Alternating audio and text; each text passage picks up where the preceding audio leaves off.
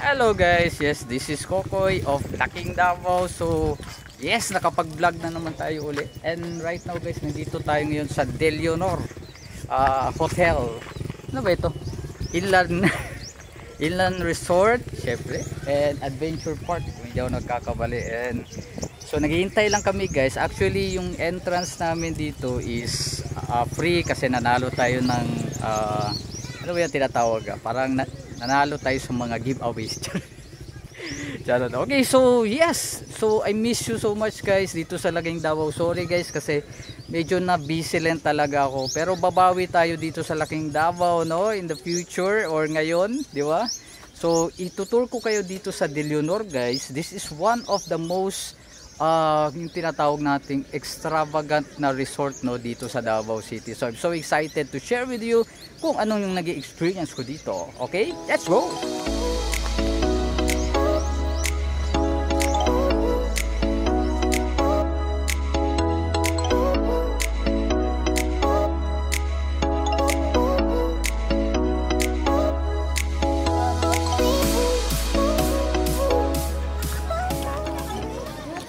So ngayon guys, basically nandito na kami sa loob ng Del Leonor with my princess.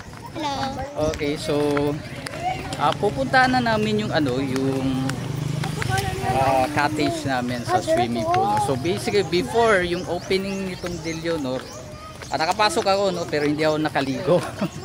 So babawi tayo ngayon.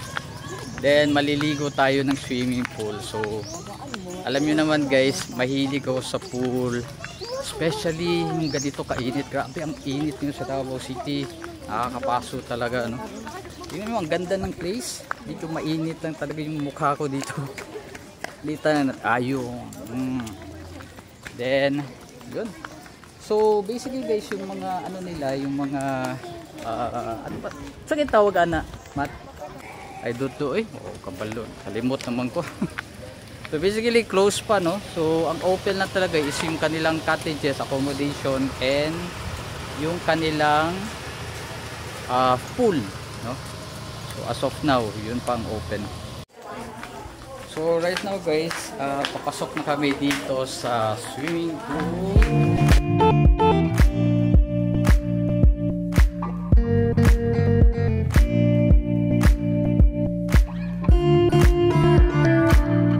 So right now guys ay i-walk through ko kayo, no, dito sa swimming pool or wave pool ng Del Leonor Inland Resort.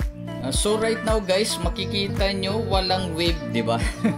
Yes, kasi alternate po yung kanilang wave pool, no. Siguro mga yung wave, yung whole duration ng wave, mga approximately ko lang naman, it's around 30 minutes, no. Then after that 1 hour to 1 hour and 30 minutes wala siyang wave, then balik na naman yung wave, parang ganun yung. Naguluhan ba kayo sa explanation ko? So kung dadayo kayo ng Davao City at itatanong nyo kung paano ba pupunta dito sa Del Leonor Inland Resort, actually marami siyang access guys, pero yung alam ko lang is pwede kayong dumaan sa may Kabantian, no. In between nung Indangan at sa Kabantian, merong sentro dyan, turn right lang kayo. Then pwede rin kayo pumunta sa may Santa Lucia Mall, no. In front lang ng Davao Airport, merong Santa Lucia Mall dyan, diretso lang kayo dyan, papasok, then makikita nyo na yung mga signage ng Del Leonor. Pero kung alanganin pa rin kayo guys, don't worry kasi you can ask the locals and traceable naman siya sa Gmaps, kaya walang problema.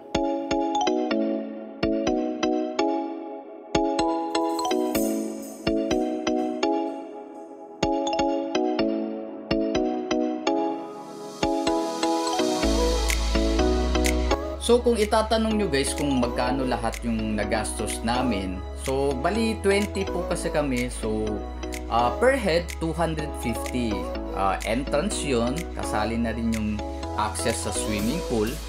Then gaya ng sinabi ko kanina, 20 kami, so yung ano namin, yung aming ano ba tawag yun, cottage, no, with tent is around 1,500. Then kasi nga medyo marami kami, so meron kaming lechon belly, meron kaming mga pansit, fried chicken, so merong portage, no? Ang nabayaran naman namin sa lahat, no, ng aming mga pagkain is around 500 pesos. And kung itatanong nyo guys kung worth it ba yung pang gastos namin, aba syempre, no, kasi nga enjoy yung mga kids, no. Basically halos majority kasi nung kasama ko is mga bata, teenagers, so talaga silang lahat nag-enjoy. Hello guys, so right now medyo pangit ang hair ko, no? Okay, nandito na tayo ngayon pa rin sa Del Leonor Inland Resort, no? Adventure Park here in Davao City. And yes, ginabi kami. Grabe, nag-enjoy yung mga bata sa yung swimming pool, no? Kasi nakaka-enjoy. Although ano siya, every hour yata, no? Yung kanilang wave, pero lingaw, no, very lingaw, talagang inaabangan ng mga tao yung wave pool. And right now guys, naghihintay lang kami ng taxi, and then pauwi na rin kami. So medyo northern part kasi itong Del Leonor, no, dito sa may barangay communal sa may Buhangin district, so medyo malayo-layo pa since taga south kami, no, specifically sa may bandang Toril na. So I hope guys na-enjoy nyo yung ating video, yung ating vlog sa pagbabalik ni Laking Davao. Thank you so much sa panonood guys. Yes, I hope magtuloy-tuloy to guys na at least 4 times a month, no, or twice a week makagawa tayo ng video, no. And yeah, so thank you so much guys. Don't forget to subscribe pang pa-support sa ating butihing charot. This is Kokoy of Laking Davao. Thank you.